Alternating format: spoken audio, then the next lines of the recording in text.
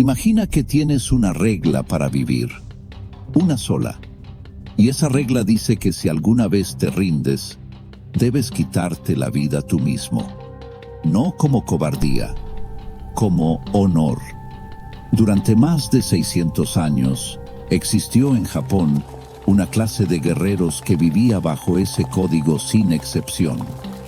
No temían morir, temían vivir sin honor.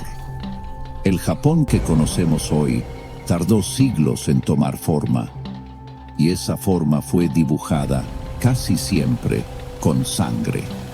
Entre los siglos 7 y 12, Japón era un archipiélago en caos permanente. Los emperadores gobernaban, sí, pero sobre el papel. El poder real estaba en manos de los clanes nobles que luchaban entre sí por tierras, recursos y dominio. En ese contexto, los señores feudales, llamados daimyo, necesitaban guerreros profesionales. Guerreros que no solo supieran pelear, sino que estuvieran dispuestos a morir por su señor sin dudarlo un segundo. Así nació el samurái, no como un héroe romántico, sino como una herramienta de guerra perfectamente afinada por siglos de conflicto. La palabra samurái viene del verbo japonés saburau, servir, y eso es exactamente lo que eran, servidores, pero servidores capaces de destruir ejércitos enteros. Para entender al samurái, no basta con ver cómo peleaba, necesitas entender por qué peleaba. Y para eso existe el bushido. Bushido significa el camino del guerrero. No era un libro, no era una ley escrita, era un código de vida transmitido de generación en generación, grabado en la mente de cada samurái desde niño. Rectitud, actuar siempre con justicia, aunque nadie te esté mirando.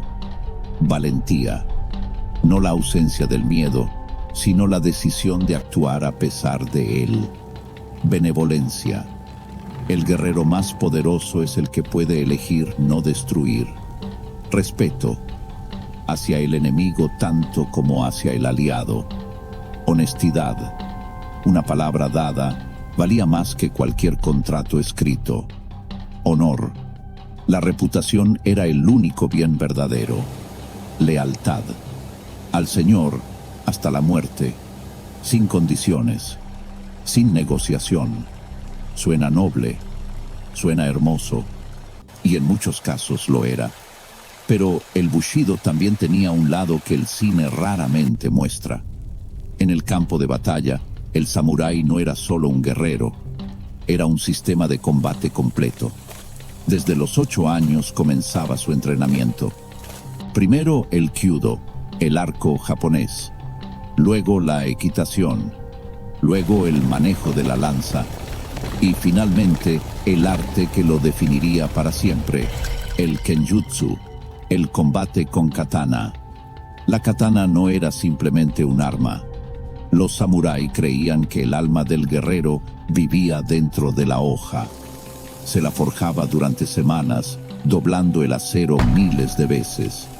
Cada katana era única. Cada una tenía nombre. En batalla, el samurái usaba armadura de laca y cuero endurecido, el oyoroi, diseñada para absorber flechas, desviar golpes y permitir movimiento rápido a la vez. Una obra maestra de ingeniería medieval. Pero el verdadero campo de batalla del samurái no era solo el exterior, era también su mente. El zen budista era parte central de su formación. Meditar antes de combatir. Aprender a vaciarse de miedo, de duda, de apego a la vida. Un samurái zen no peleaba por sobrevivir. Peleaba porque era su momento de ser exactamente lo que había entrenado ser. El resultado era, en ese sentido, secundario. En 1853, los barcos de guerra estadounidenses del Comodoro Perry entraron en la bahía de Tokio. Japón, que llevaba siglos aislado del mundo, se vio de repente frente a un adversario que usaba cañones, no katanas. La era Meiji llegó en 1868 con una promesa de modernización. Y con esa modernización llegó también la abolición formal de la clase samurái. En 1876, el gobierno japonés prohibió a los samurái llevar espadas en público. Para ellos era como prohibirles tener alma. Hubo una última rebelión. En 1877, Saigo Takamori, el último gran samurái, lideró un ejército de guerreros tradicionales contra el gobierno Meiji. Katanas contra fusiles, Bushido contra modernidad. Perdieron. Saigo murió en batalla o por su propia mano. Los registros no son claros. En las colinas de Shiroyama. Con él murió formalmente una era. Los samurái nos enseñaron algo que es incómodo admitir en el siglo XXI, que hay cosas que valen más que la propia supervivencia, que un código, una lealtad, un honor. Pueden ser más reales que cualquier ley escrita. Podemos estar de acuerdo o no con sus métodos. Podemos debatir si el Bushido era sabiduría o fanatismo. Pero lo que no podemos hacer es ignorarlos. Porque 6 siglos de historia no se borran con una prohibición. El samurái no ha muerto. Solo cambió de armadura. Si esta historia te dejó pensando, suscríbete a Teorías Sin Fondo. Cada semana, una historia real que parece imposible. Nos vemos en la próxima teoría.